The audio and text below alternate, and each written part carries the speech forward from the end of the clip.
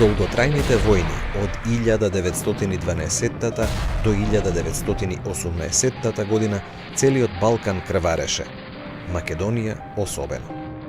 По Првата светска војна, македонците и во поделената земја и во обединетата емиграција пројавија уште посилен интерес за афирмација на својот културно-национален идентитет. Веднаш по Првата светска војна, додека Димитрije Чуповски во Петроград ја развиваше тезата за македонска држава и македонска нација, во Софија Крсте Мисирков објави неколку тестаментални статии што представуваат круна на неговата национална мисла и денеска представуваат сведоштво за македонската национална свест.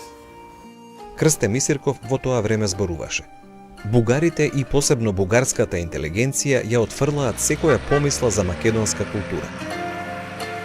Но да им оставиме на бугарите и на србите да си се грижат за својата Бугарија и Србија и да ни дозволат тие, од своја страна, ние, македонците, да си мислиме и да си работиме како што си знаеме за нашата татковина. На 4 јули 1921 година бугаринот Божил Рајнов му препорачува на Софискиот весник Македонија: единствената надеж на македонците за обединување и автономност се состои во строгото пазење на јазикот, во ништо друго. Пишувајте го впрочем својот весник на македонски јазик. Во август 1922 година крушевчанецот Никола Киров Мајски ја предал својата стихозбирка да се напечати со средствата на Централниот комитет на ВМРО. Но во неа имало и неколку стихотворби на македонски јазик. Во септември збирката му била вратена. Мајски побарал образложение од членот на идејно-уметничкиот совет на ВМРО Јордан Бадев. Збирката не е прифатлива. Па како да не бидам против?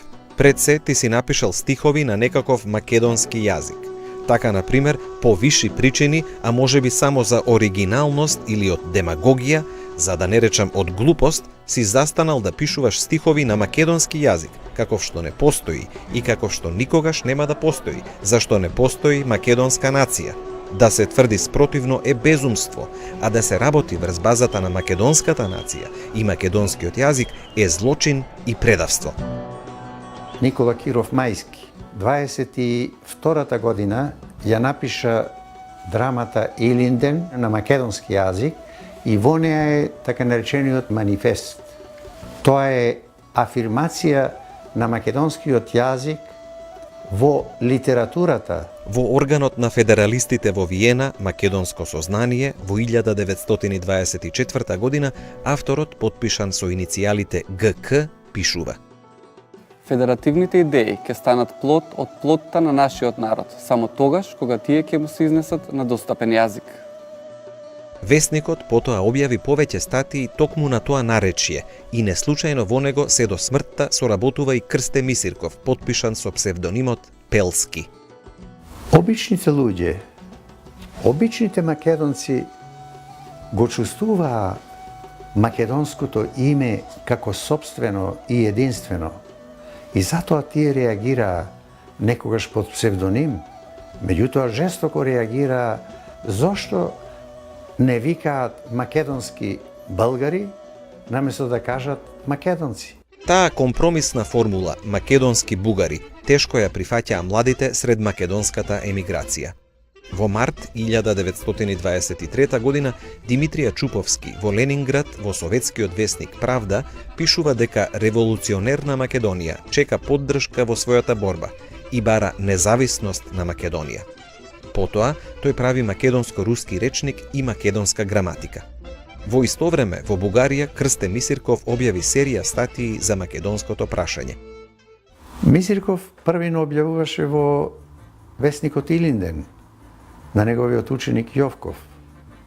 А потоа, кога беше забранет Илинден, почна да го издава 20 јули. Кога и тој беше забранет, почна да излегува Пирин.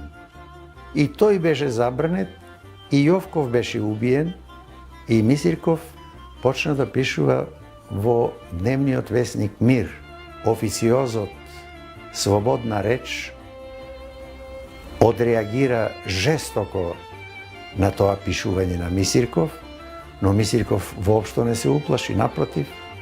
Тој излезе со уште пожестока статија за самоопределувањето на Македонија и ги кажа најзначајните работи како македонецот треба да се чувствува во поделена Македонија.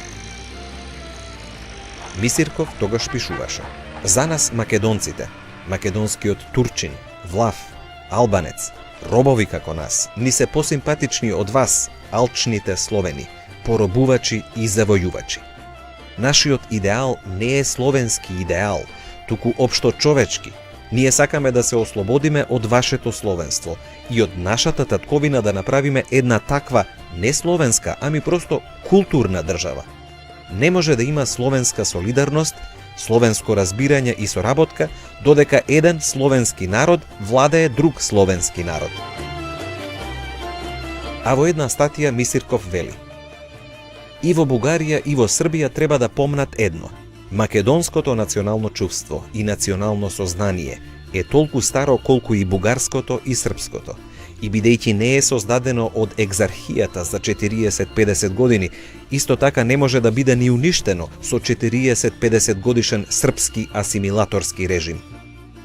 Ако кон борбата со оружје се додаде и борбата преку независната македонска научна мисла, и ако последнава стане се поинтензивна, Македонија не е загубена. Во Бугарија започнуваат да излегуваат изданија легални, но и полулегални, дури и легални, во кои македонците ја манифестираат својата национална посебност, она што е македонско, она што е автентично. Токму за националната посебност Мисирков во Мир во 1925 година го пишува текстот Самоопределувањето на македонците. Во потписот тој додаде и национално самоопределување. Крсте Мисирков македонец. Јас наоѓам дека Македонија денеска е распокината, дека грците успеаја да и ги земат најдобрите делови, да го испадат оттаму македонското население и да го заменат со азијатски дошлаци. Треба да им кажеме и на србите и на бугарите: заборавете ја својата големо српска и големо бугарска идеја. Откажете се да ни го натрапувате вашиот национализам и патриотизам. Дајте ни да си имаме своји македонски национални чувства и да создаваме македонска култура, како што сме го правеле тоа со векови. Аз сум особено щастлив од случај којто ми се пада да додав в Ниш, за да мога да ви донеса поздрава, братскиот поздрав на българскиот народ и уверението, че мојата страна ќе остане увек приврзана кам политиката на пријателство и на братско споразумение. Во 25-та година, под притисок на Друштвото на народите во Женева, грчката влада мораше да објави учебник за училиштата на македончињата во своите граници.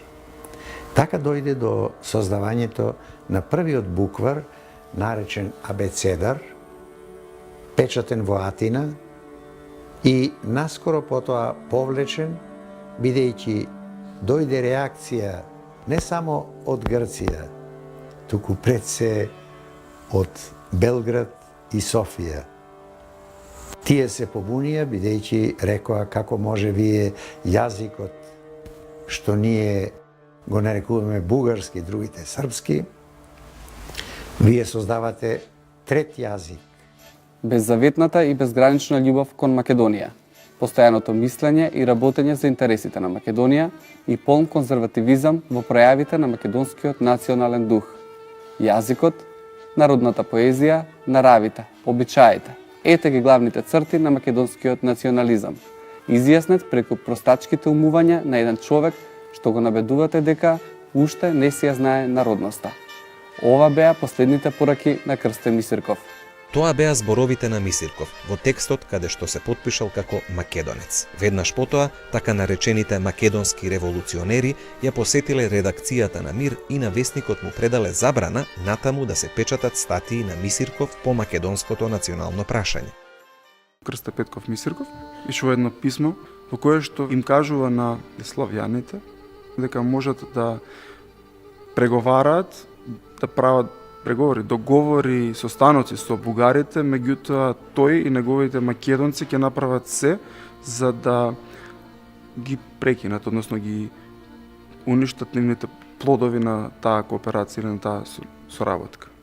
Сменет од директор на гимназијата, прогнат во старопланинското градче Копрившица, само по една година Мисирков почина, готвејќи ново списание Богомил и чекајќи одобрение за студиски престој на Универзитетот Колумбија во Њујорк.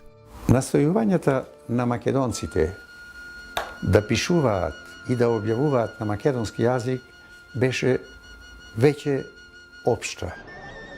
Посебно место и значење имаше обновувањето во 1930-тата на македонската народна студентска група Гоце Делчев во Софија, што имаше свој клонови и во Белград, Солун и Атина. Програмата на групата беше јавно дефинирана во весникот Македонска студентска трибуна од 1933 година.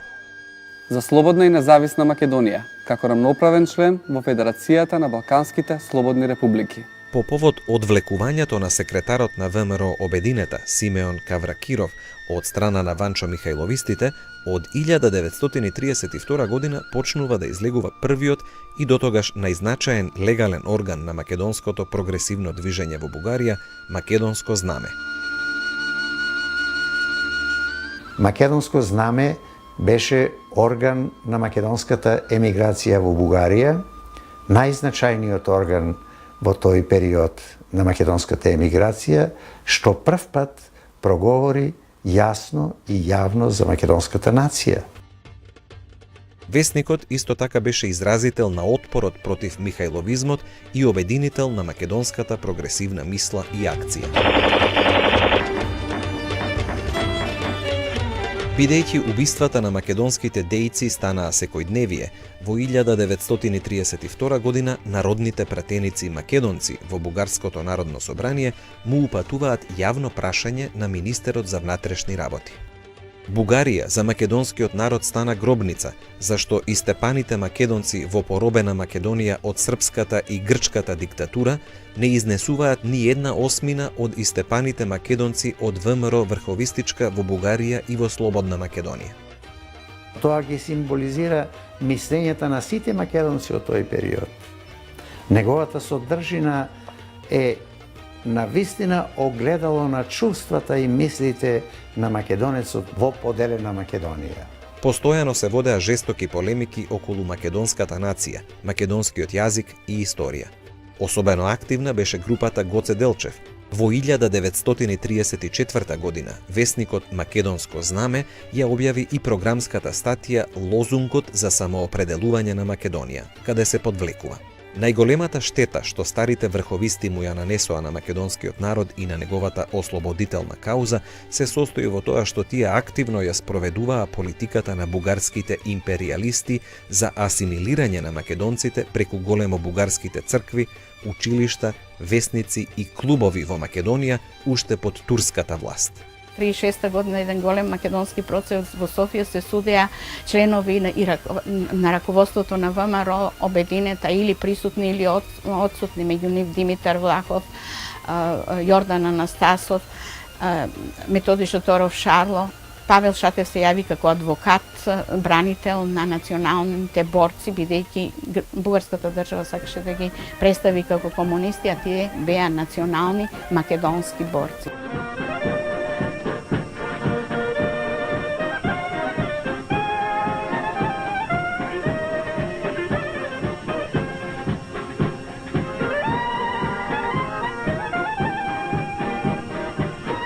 Настапуваше веќе една нова генерација македонски дејци. Во Скопје беше формиран обласниот комитет за Македонија на Комунистичката партија на Југославија, во кој раководно место имаше и книжевникот Кочо Рацин. Тогаш тој почна да го печати и органот Искра, со јасно нагласена национална компонента, а некаде во декември 1933 била подготвена за печат и брошурата Македонија не е ни српска, ни бугарска, ни грчка. Без друго е многу значаен моментот кога во Москва Дино Ќосев 31-та година одржа едно предавање за македонската нација, кажа јавно дека постои одделна македонска нација со оден македонски јазик и борбата на македонците за своја држава е оправдана. Во јануари 1934 година, политичкиот секретаријат на извршниот комитет на Коминтерната донесува решение за македонската нација и македонскиот јазик, како посебни во словенскиот и балканскиот свет. Тоа решение има големо значење, бидејќи представува официјално меѓународно признание на македонскиот национален ентитет. Не случајно тогашниот млад советски филолог Бернштајн потоа го напиша првиот текст за македонскиот јазик во првата советска енциклопедија во 1938 година. Тоа беше прва филолошка официјална статија за нашиот современ македонски литературен јазик во едно државно издание на Советскиот сојуз. Во 1935-та, пиринецот Владимир Поптомов се залага за организирање редовни врски со Солун, каде што се предполага да биде политичкиот центар на ВМРО Обединета и каде што ќе се издава Македонско дело. Се предвидувало Македонско дело да биде централен весник и тоа на македонски јазик, што ќе се дистрибуира и за македонците во Бугарија и во Југославија. И таа 35-36 година покажа дека македонците имаат веќе консенсус за воспоставување на македонско национално единство, иако границите ги делеат. Во тие години младите интелектуалци се нурнаа по архивите и библиотеките, ги проучуваа лозарите, ги најдоа пишувањата на Мисирков и изданијата на Чуповски и пред се списанието Македонски голос, македонски глас, па се раскопаа и древностите на Кирил и Методи, Климент и Наум, Богомил и Самуил и така натаму. Весникот Македонско знаме во својот последен број, 34-та година, почна да ја објавува статијата за македонската нација. Меѓутоа, весникот беше забранет, како и многу други весници во тоа време, и потоа целата таа статија зошто македонците се посебна нација беше објавена во нашата емиграција. Тоа е всушност првата историја на македонската нација од Бистришки, псевдоним на Васил Ивановски. Во статијата Ивановски се обидува да ги прецизира аргументите за постоење на македонската нација.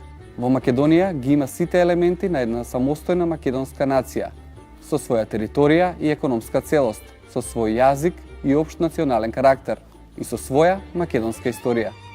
По забраната на македонско знаме, во Софија почнува да излегува неделното списание на Ангел Динев Македонски вести. Тука, за неполни 2 години, се создаде голем круг истражувачи на македонската историја и култура. Во исто време беше издадена една стихозбирка со македонски национално-ослободителен колорит «Бура над родината» од нашиот млад поет и редовен соработник на Македонски вести Ангел Жаров, што беше псевдоним на писателот Михаил Сматракалев. Во продолжение на страниците на Македонски вести почна да излегува статијата на Динев Македонските славјани, но бидејќи и тој вестник беше забранет, 38-та година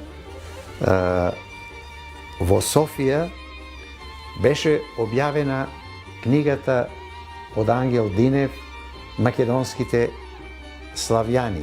Во тие години се креираа и основите на македонското театрално студио со ангажман на Војдан Чернодрински. Тука се собраа македонските уметници и публицисти, се формираа македонски читалишта, а посебно внимание Македонски вести и обрнува на македонската литература.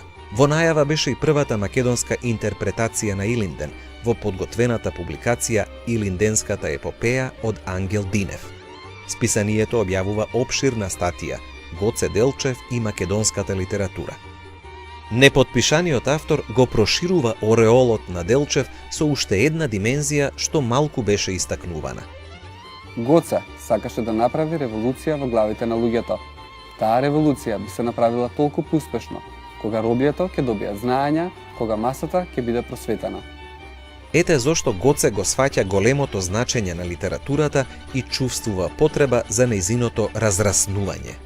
Во 30-тите години особена активност пројави Митко Зафировски, гевгеличанец, што како емигрант живееше и работеше во Софија.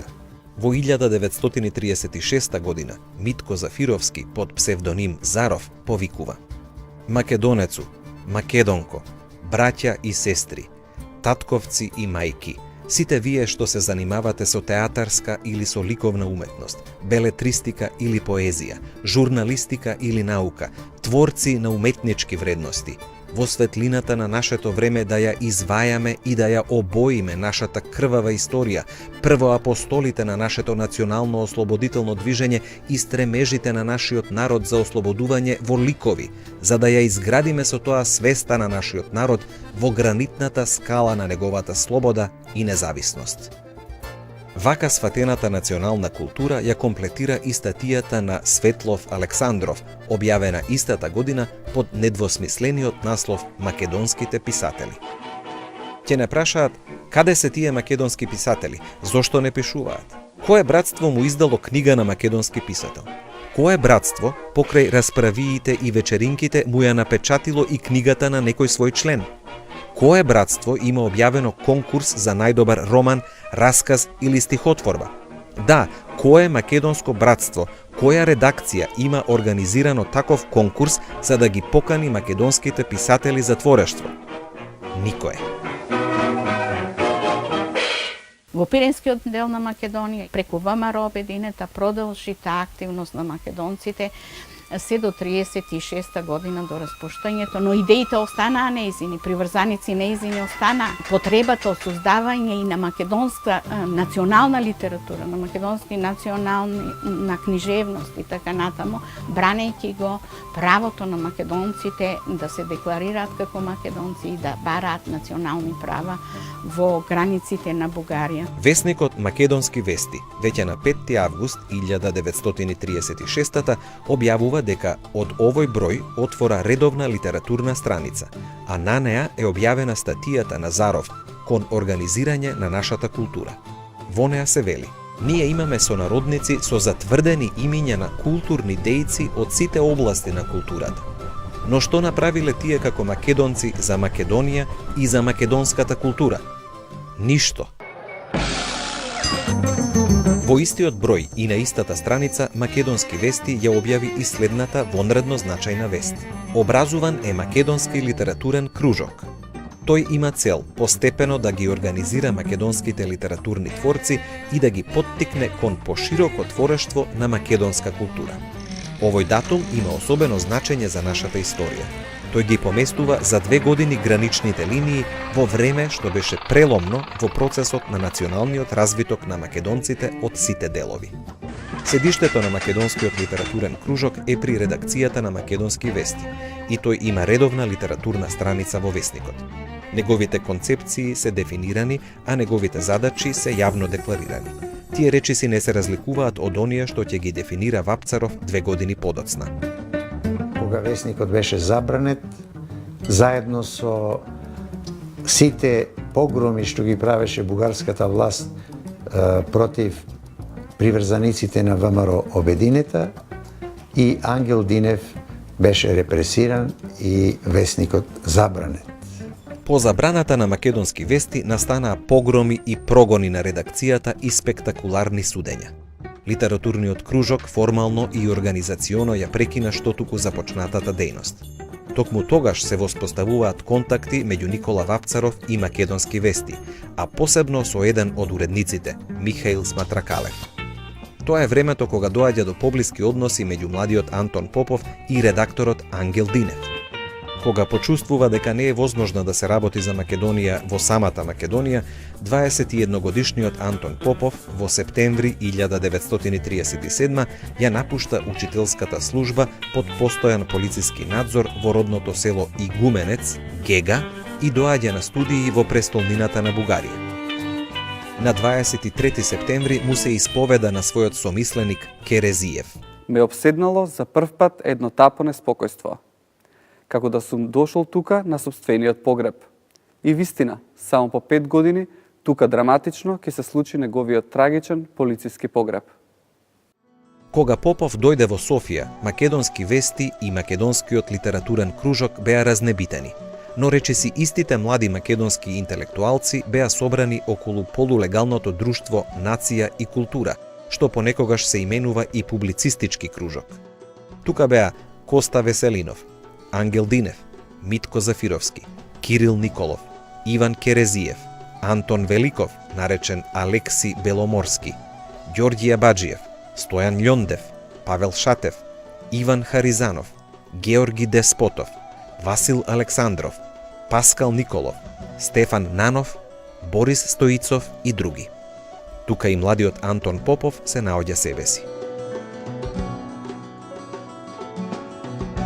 По повод 35 годишнината од смртта на Гоце Делчев 1938 година, Друштвото Нација и култура подготвува еден добро уреден јубилеен воспоменателен лист под наслов Гоце.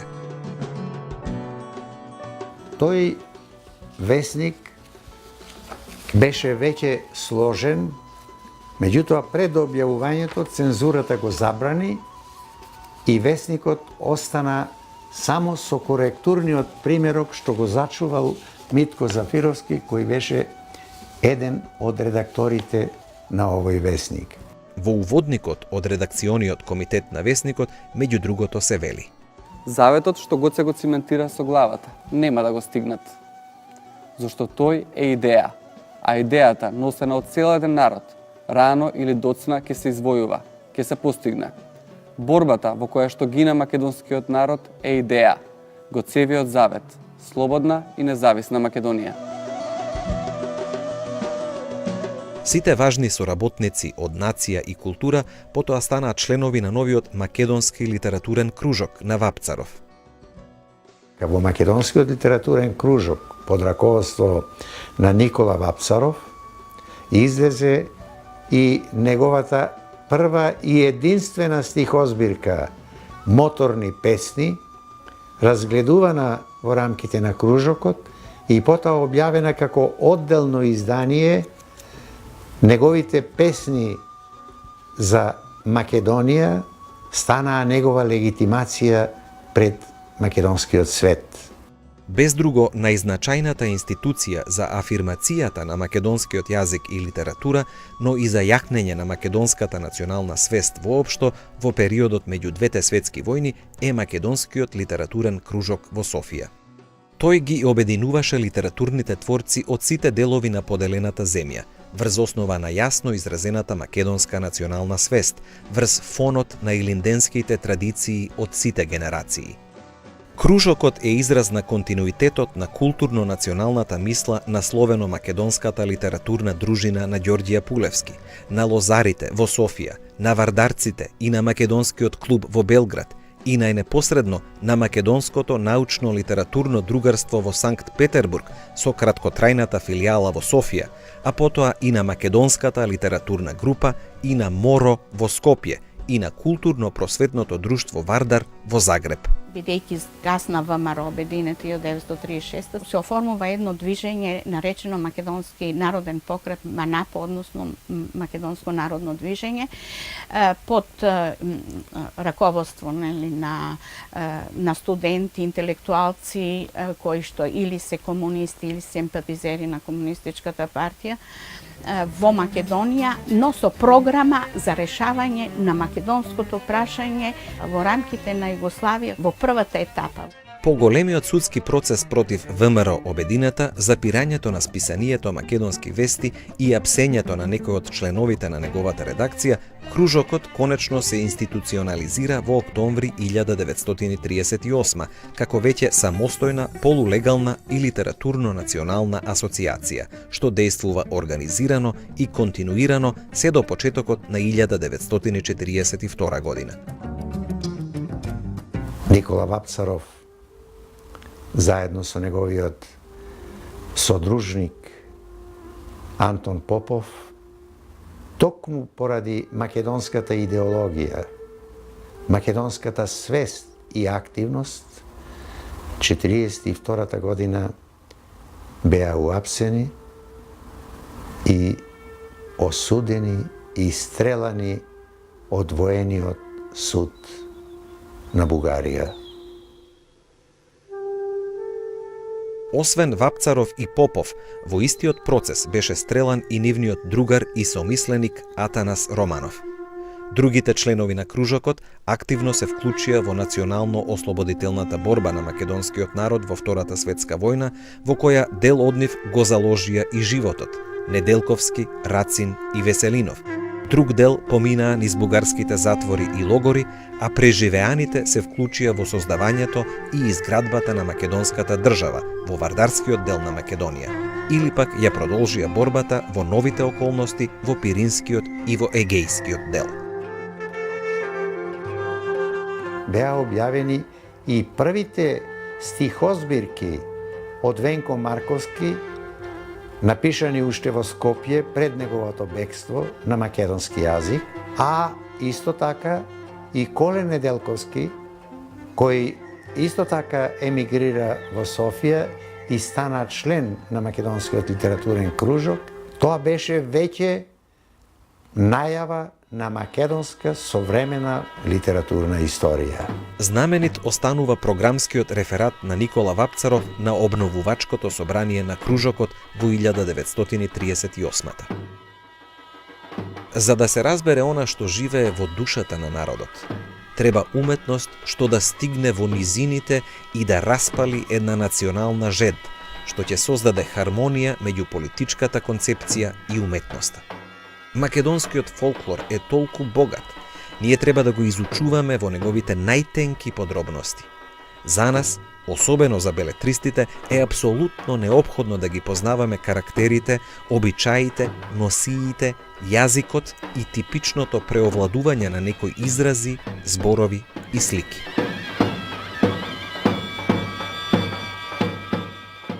Врз овие концепцијски релации се обликува и статутот на кружокот во 1939 година, во чиј прв член се дефинира: кружокот е самостојна независна група македонски поети и писатели, обединети од заедничката цел да работат на создавањето македонска уметничка литература. Кружокот секоја недела одржува редовни работни состаноци врз однапред определени теми, на кои се разгледуваат творби или збирки на членовите, се укажува на достоинствата и на слабостите, и како во една литературна лабораторија се креира творечкиот пат на македонските литературни творци. Особено интересен е стимулаторниот метод со распишувањето интерни конкурси на определена тема од македонската историја и култура.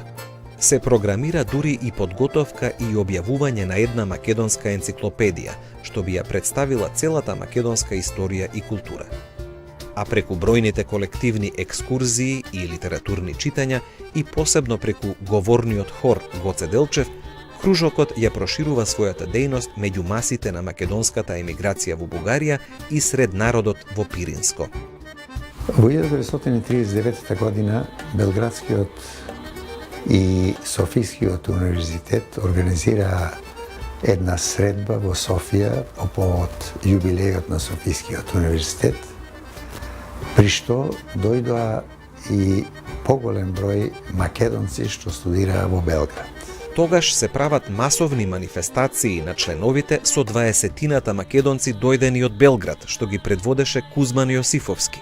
Се одржуваат литературни читања, посети на значајни личности од македонското минато, се читаат реферати и се прават договори за идната заедничка македонска работа. Антон Попов беше еден од најјарките македонци. Таа негова македонска преокупација, тој патриотизам, за кој неговите современици со восхит и денеска живите зборуваат, како постигнување на литературен план, на идеен, идеолошки план, но и на уметнички план. Во текстот на Антон Попов "Постои ли македонска нација?" меѓу другото се истакнува: Прашањето за македонската нација доби уште поголема содржина по излегувањето на неколкуте македонски стихозбирки на македонски јазик од Венко Марковски, Коле Неделковски, Кочо Рацин. И од тоа следува и прашањето за македонскиот национален јазик, различен од другите словенски јазици по строежот и формата. Кој ја сипе, кој ја роси таа смана што покоси по нивјето пшениците, по лозјето гроздовите, та се живце не зелени, та се грозје не румени, та отпуста селска мака, аир нема дур од века. Бидејќи и по концепцијата и по составот кружокот беше општо македонски, во него по 1941 година на одреден начин се вклучуваат и писатели од вардарскиот дел на Македонија, како што беа Кочо Рацин, Волче Наумчески, Блаже Конески и други. Но позначајно е што уште пред војната, кружочниците интегрално ја разгледуваат македонската литературна продукција.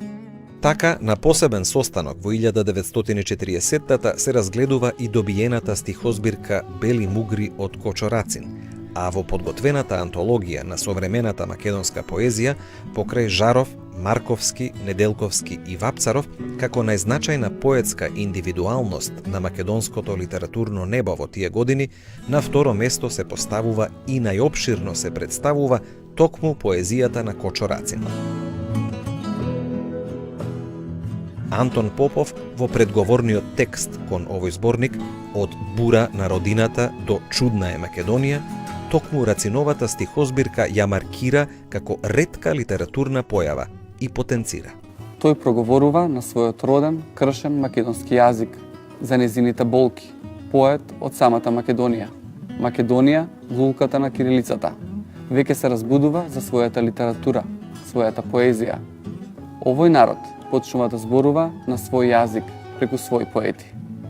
Предговорникот со пиетет истакнува дека македонскиот јазик се покажа погоден за изразување на највозвишени чувства и расположби и со тоа го наложи своето право на јазик. Секое такво изјаснување за посебни, односно истакнување на македонската посебност на јазикот, на културата, најдувала на отпор, односно репресија од страна на властите во сите делови на Македонија. Македонскиот литературен кружок во Софија представува непосредно продолжение на националната идеологија на македонското научно-литературно другарство од Петербург, а не инспирација на некаква партиска организација, како што често се настојува да се сугерира. Коле Неделковски ја пронаоѓа и книгата за македонските работи од Мисирков, ја препишува и таа станува предмет на општа дискусија на еден од состаноците на кружокот. Не случајно и по ослободувањето, Друштвото на писателите на Македонија беше формирано од членови на кружокот, па дури и работеше во почетокот според веќе установената негова софиска практика, а некои членови или блиски до кружокот станаа основачи и активни дејци на Универзитетот Свети Кирил и Методи, на Институтот за национална историја и на Македонската академија на науките и уметностите, како и на други институции и асоциации во Република Македонија. Како на врат од гердани, ниски камења студени, така на плешки денови легнале, да натежале. Денови ли се денови, аргатски маки големи, стани си утре порано, дојди си вечер подоцна, наутро радост понеси, навечер тага донеси. Ај, пуст да би останал живот кучешки. Роди се човек, роб биди, роди се човек, скот умри, скотски цел живот работи, за други туги имоти, за туги бели дворови копај си црни гробови, за себе само аргај си, за себе маки тргај си, нижи си гердан денови, нижи си алки ковани, нижи си синџир железен околу вратот навезен.